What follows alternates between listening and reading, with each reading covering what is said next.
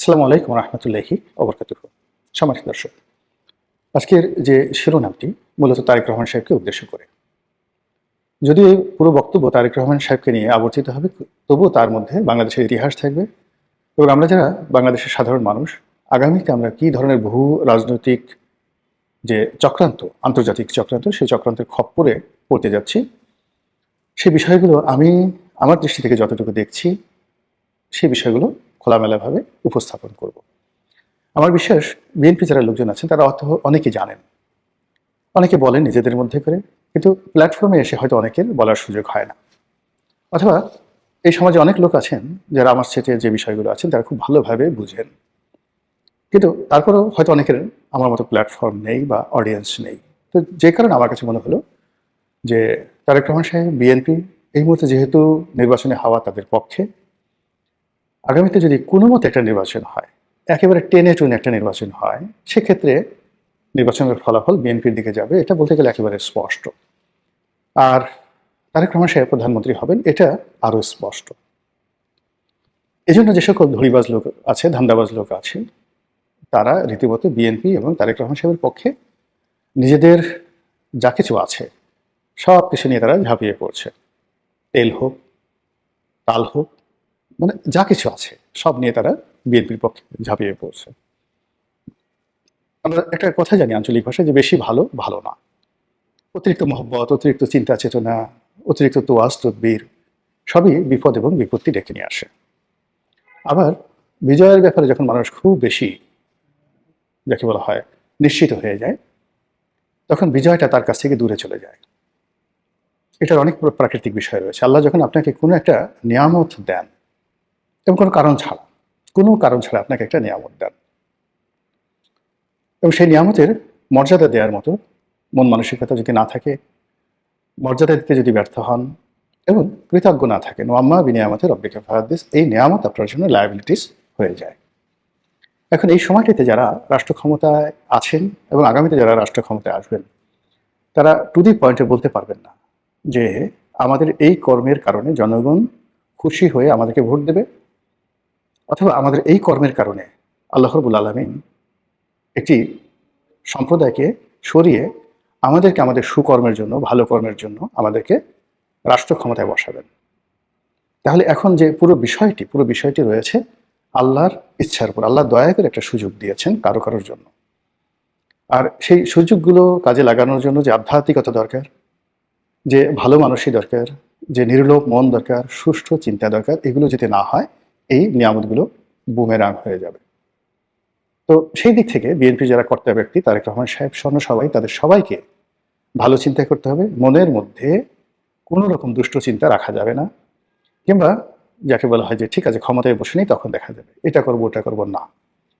Absolutely ক্ষমা সুন্দর দৃষ্টিতে দেখে মোহাম্মদ রসুল্লাহ সাল্লাহ আলাইহি মক্কা বিজয়ের পরে যে উদারতা দেখিয়েছিলেন, ঠিক সেই উদারতা যদি বিএনপির নেতা এবং কর্মীরা ধারণ না করতে পারেন, তাদের এই বর্তমান যে নিয়ামতটি, এটি বুমেরাং হয়ে যাবে, যেভাবে গত 17 মাসে সমন্বয়কদের, ছাত্রদের, জামাতের অনেক নিয়ামত তাদের জন্য বুমেরাং হয়ে পড়েছে। এ গেল আধ্যাত্মিকতা বা প্রাকৃতিক। এখন রাজনৈতিক বিষয়গুলো বলি। কঠিন বাস্তবতা হলো যে এই মুহূর্তে বিএনপির কোনো বন্ধু নেই। এমনকি বিএনপি যাদেরকে জোট সঙ্গী হিসেবে মনোনয়ন দিয়েছে, তাদের কারোর সঙ্গেই বিএনপির দীর্ঘদিনের বিশ্বাসযোগ্য বন্ধুত্ব নেই, এবং এদের অনেকের সঙ্গে, জামাতের অনেকের সঙ্গে আওয়ামী লীগের এত ভালো সম্পর্ক ছিল যে সম্পর্কটা বিএনপির সঙ্গেও তাদের কখনো হয়নি। তো বিএনপির ঘরের মধ্যে বোঝার চেষ্টা করুন কারা আছে। 2 নম্বর হলো যে সকল নেতা এবং কর্মী তারা গত 15 বছরে মজলুম ছিলেন, জুলুম, অত্যাচার, নির্যাতনের শিকার হয়েছেন, এটা হলো তাদের প্রধান পরিচয়।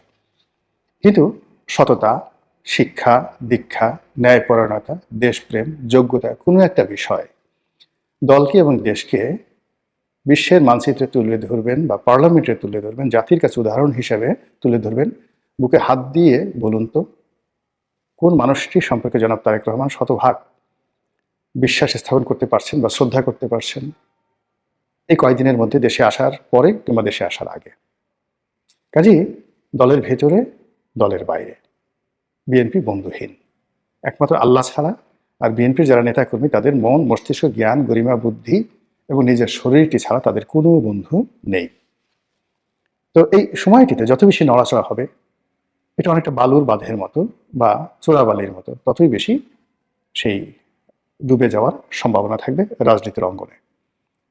নির্বাচন খুব সন্নিকটে, কারোর সঙ্গে বন্ধুত্ব দরকার নেই, শত্রুতাও দরকার নেই, জাস্ট অ্যাজ ইট ইজ।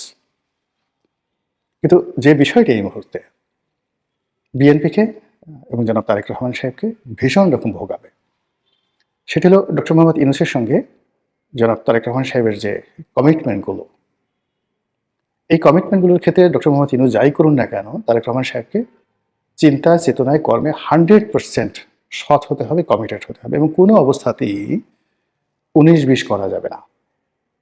এবং কোনো অ্যাটিটিউডে যেন ডক্টর মোহাম্মদ ইউনূস এবং তার যারা পরিষদবর্গ আছে তারা নিজেদেরকে ইনফেরিয়ার মনে না করেন, কোনো কারণে তারেক রহমান সাহেবের উপর থেকে মুখ উঠিয়ে নেন, মুখ ঘুরিয়ে নেন, সমর্থন প্রত্যাহার করেন কিংবা নেতিবাচক আচরণ করে জামাতের দিকে ফিরে যান, এরকম একটা সিঙ্গেল ডট থাকা যাবে না।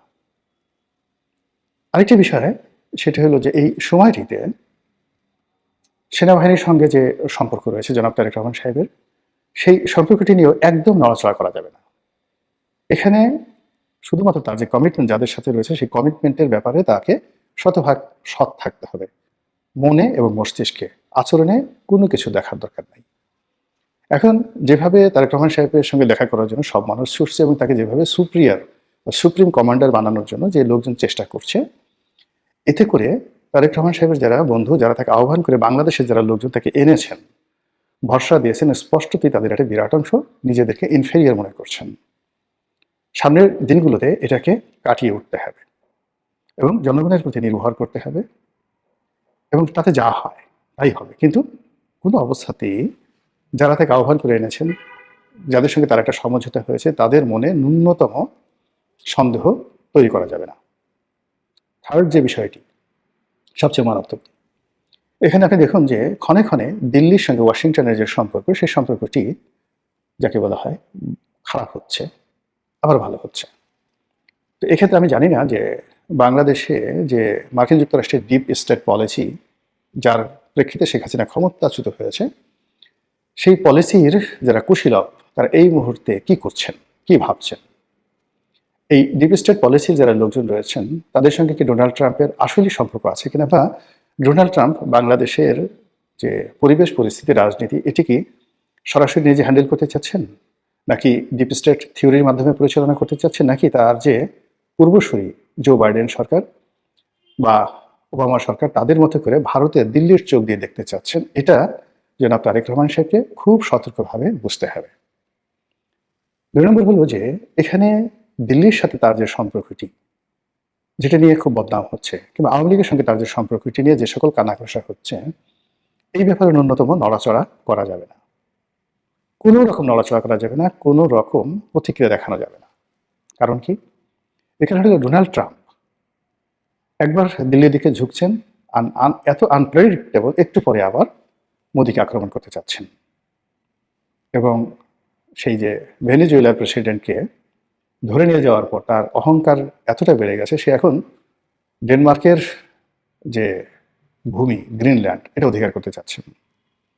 সে এখন ন্যাটো থেকে আমেরিকার সৈন্য প্রত্যাহার করতে চাচ্ছেন, সে কানাডা দখল করতে চাচ্ছে, মেক্সিকো দখল করতে চাচ্ছে, তারপর কলম্বিয়া দখল করতে চাচ্ছে, কিউবা দখল করতে চাচ্ছে, ভারতকে খোঁটা দিচ্ছে এবং নরেন্দ্র মোদীকে তাই সে সাহায্য করতে চাচ্ছে।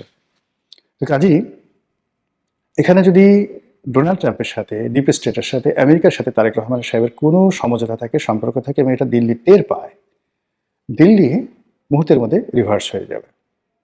আবার দিল্লির সঙ্গে যদি তারেক রহমান সাহেবের কোনো যোগাযোগ থাকে, এটা যদি আমেরিকা টের পায়, তাহলে ডোনাল্ড ট্রাম্প কী করতে পারে আপনি বুঝতে পারেন।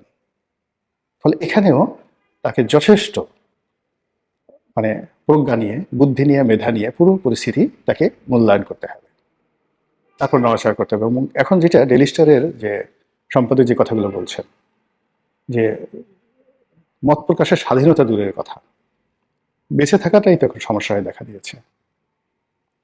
তারেক রহমান সাহেব এবং বিএনপির এখন যে অবস্থা, বাইরে থেকে আপনারা দেখছেন ক্ষমতায় আসবে, প্রধানমন্ত্রী হবে, এটা একটা সাইড। কিন্তু ডার্ক সাইডটা হলো যে অসংখ্য ঝুঁকি একেবারে ঝড়ের মতো করে জনাব তারেক রহমান সাহেব এবং বিএনপিকে গ্রাস করার জন্য চারিদিকে যেভাবে পোত পেতে আছে, পান থেকে চুন খসলেই পুরো দল এবং এই দলের অসংখ্য নেতাকর্মী রীতিমতো কৃষ্ণ গহ্বর, যেটাকে আমরা বলি ব্ল্যাক হোল, সেই ব্ল্যাক হোলের মধ্যে পড়ে যাবে, এতে কোনো রকম সন্দেহ নেই। সেক্ষেত্রে নির্বাচন, তারপরে জয়লাভ করা, তারপরে প্রধানমন্ত্রী হওয়া, এই জিনিসগুলো সেকেন্ডারি হয়ে যাবে। প্রথম সমস্যা হবে প্রাণ বাঁচানো এবং অস্তিত্ব রক্ষা করা।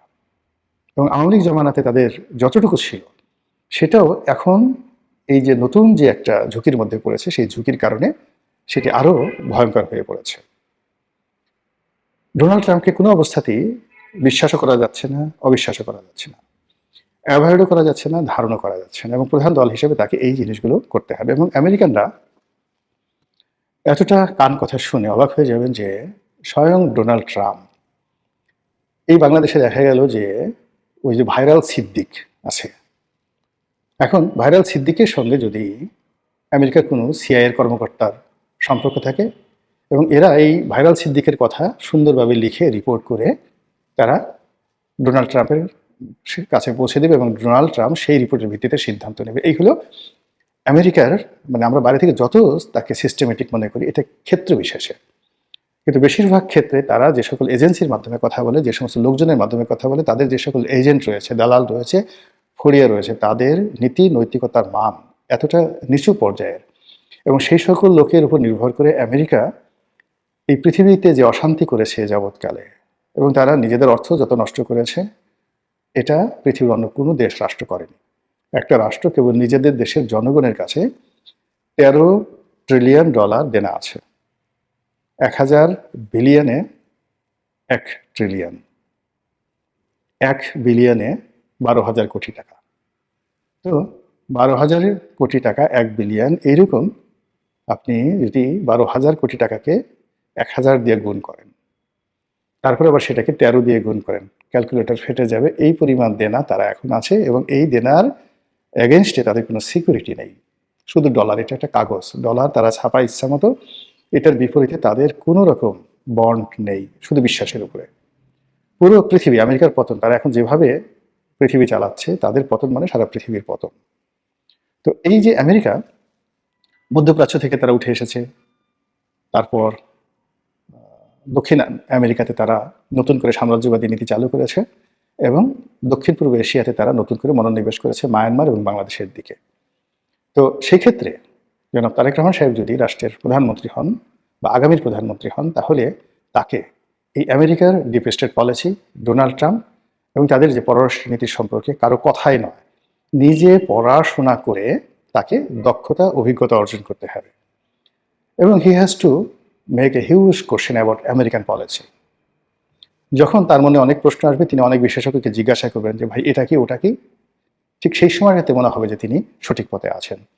কিন্তু আমি 1 ঘন্টা বুঝিয়ে আসলাম, আরেকজন 1 ঘন্টা বুঝিয়ে আসলো, তার কাছে এটার 2 পয়সার মূল্য থাকবে না, এবং তার ব্রেন এটা ধারণ করতে পারবে না। কিন্তু তুমি যদি নিজে সেই বাংলাদেশ আমেরিকার সম্পর্ক, আমেরিকার সাথে ভারতের সম্পর্ক, ভারতের সাথে বাংলাদেশের সম্পর্ক, এবং এইগুলো এই মুহূর্তে গত সেই শেখ হাসিনার সেই 2019 সন থেকে তার জীবনকে কীভাবে তছনছ করে দিয়েছে ভারত এবং আমেরিকা, এই বিষয়গুলো যে আরও 3 গুণ মারাত্মক হয়ে জনাব তারেক রহমান সাহেবের উপর ধেয়ে আসছে, বা মানে তার দিকে ধেয়ে আসছে, এটা তিনি বুঝে যদি নিজের জন্য, দলের জন্য সিদ্ধান্ত নিতে পারেন, তিনি উপকৃত হবেন, দল উপকৃত হবে, এবং আমরাও উপকৃত হবে। আল্লাহ আমাদের সবাইকে হেদায়েত দান করুন এবং হেফাজত করুন। আসসালামু আলাইকুম ওয়া রাহমাতুল্লাহি ওয়া বারাকাতুহু।